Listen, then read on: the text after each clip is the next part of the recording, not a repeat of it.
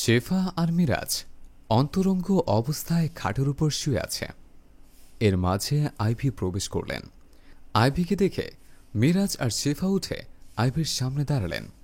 শেফা মাথা নিচু করে রইল, কোনো কথা বলছেন না। আইভি শেফাকে বললেন, তোমার লজ্জা করে না?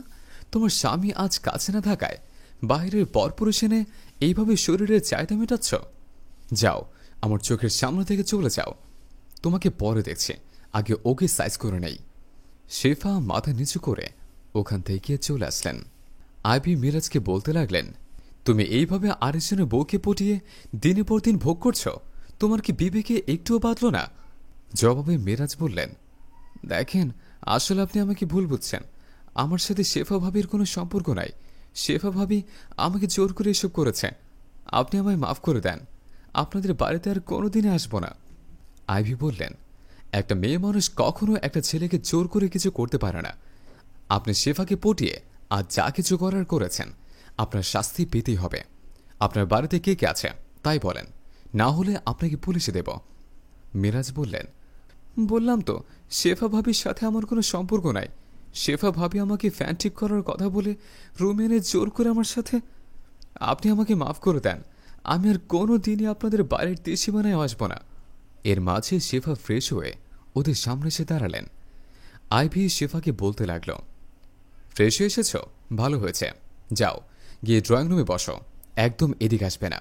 আজকে এই ছেলেটাকে এমন শিক্ষা দেব, জীবনে আর কোনো মেয়ের দিকে ফিরেও তাকাবে না।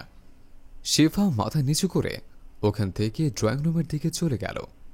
মিরাজ আইভিকে বলতে লাগলেন, আপনি আমার ধর্মের বোন, দয়া করে আমাকে এবারের মতো মাফ করে দেন। আমি যদি জানতাম আপনাদের বাড়িতে এসে আমি এরকম বিপদে পড়ব, তাহলে কোনো দিনই আসতাম না। আমার বাবা অসুস্থ। আমার বাবা যদি জানতে পারে আমি আপনাদের বাসায় এসে এমন একটা কাজ করে ফেলেছি, আমার বাবা এমনিতে মারা যাবে।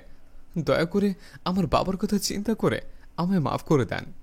আমি কথা দিচ্ছি, আর কোনোদিন আপনাদের বাড়ির তীরসীমানাও আসব না।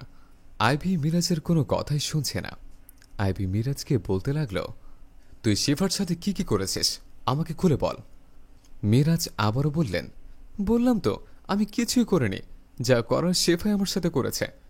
আইভি মিরাজের কথা শুনে এবার বললেন, বুঝেছে, সোজা আঙুলে ঘি উঠবে না, আঙুলটা একটু বাঁকা করতে হবে। শেফা তোর সাথে যা কিছু করেছে সেই সব কিছু তোর আমার সাথে করতে হবে। পারবি তো ঠিক মতন করতে? মিরাজ এবার ভয়ে ভয়ে বলতে লাগলেন, আপনি এসব কি বলছেন? না না, আমি কিছু করতে পারবো না। আপনি আমায় ছেড়ে দিন, আমি বাড়ি চলে যাব। আমি আর কোনোদিনই আপনাদের বাড়ির দিকে আসবো না। এভাবেই আকুতি মিনতি করতে লাগলেন। আইভি মিরাজের কোনো কথা না শুনে ধাক্কা দিয়ে খাটের উপর শুয়ে দিল। আইভি আর মিরাজ দরজা খুলে বের হতেই আইভির স্বামীর সাথে দেখা। আইভির স্বামী একজন বয়স্ক লোক। দুজনকে এক রুম থেকে বের হতে দেখে আইভিকে বলতে লাগলেন, এ কি, তুমি ছেলেকে নিয়ে ঘরে দরজা বন্ধ করে কি করছিলে? জবাবে আইভি বললেন, ও তুমি বুঝবে না, তোমার বোঝার বয়স কি এখন আছে? ঘরের সুইচগুলো নষ্ট হয়েছে কত দিন ধরে, তোমার তো ঠিক করার মুরদ নাই। বাইরে থেকে কাউকে এনে সুইচগুলো ঠিক করে নিব, তাও সন্দেহ করে বসো। এত সন্দেহ যেহেতু করবা, তাহলে তুমি ঠিক করে দিতে পারো না? আইভির বুড়ো স্বামীর বুঝতে আর বাকি রইল না কিসের সুইচ ঠিক করতে বাহির থেকে এই ছেলেকে নিয়ে এসেছে। আইভি বলতে লাগলো, এখনো দাঁড়িয়ে আছো কেন? যাও, ঘরে যাও, আমি ওরে কিছু টাকা দিয়ে আসি। আইভির স্বামী কোনো কথা না বলে একটা দীর্ঘশ্বাস নিয়ে ঘরের ভিতর চলে গেল। আইভি মিরাজকে বললেন, ঠিক আছে, আজকে চলে যাও, যখন ডাকবো চলে আসবা। সবকিছু কিন্তু ভিডিও করে রেখেছে, যদি এদিক সেদিক করো তাহলে একদম নেটে ছেড়ে দেব। সারা পৃথিবী তখন দেখবে তুমি কি করেছ। মিরাজ ভয়ে ভয়ে ওখান থেকে চলে গেল। আইভি মিরাজের দিকে তাকিয়ে মিচকি মিচকি হাসতে লাগল। বন্ধুরা, আমাদের এই গল্পটি যদি ভালো লেগে থাকে তাহলে অবশ্যই লাইক, কমেন্ট এবং শেয়ার করবেন। ধন্যবাদ।